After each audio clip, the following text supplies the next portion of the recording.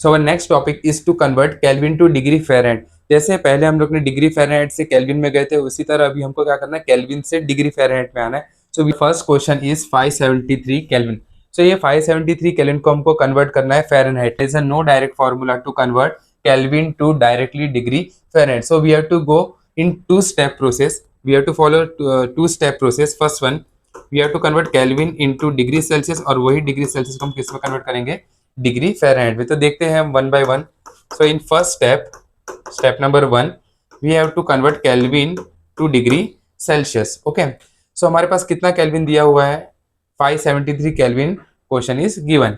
So we know one formula, degree Celsius is equal to Kelvin minus 273।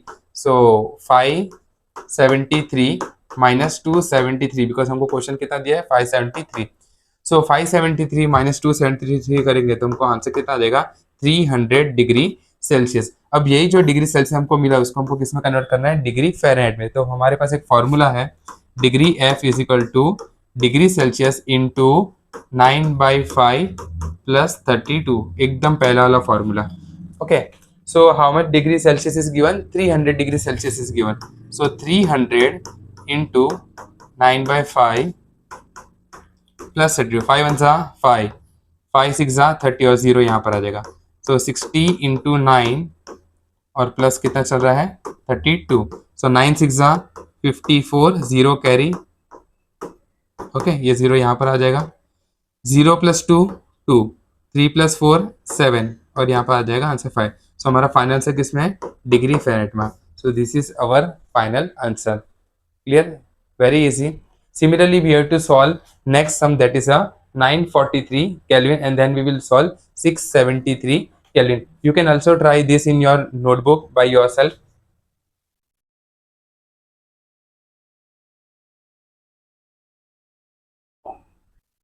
Okay, so our second question हमको दिया गया है 943 Kelvin. So we all know that it is not a single step process. We have to go step by step. There are two steps. पहले हम लोग इस kelvin को किस में कन्वर्ट करेंगे, डिग्री सेल्सियस, फिर वही डिग्री सेल्सियस को हम लोग कन्वर्ट करेंगे डिग्री फ़ारेनहाइट के अंदर। So first step is to convert Kelvin to degree Celsius. तो कौन सा फॉर्मूला हम यूज करेंगे, degree Celsius is equal to Kelvin minus 273। सो कितना हमको क्वेश्चन दिया है, 943।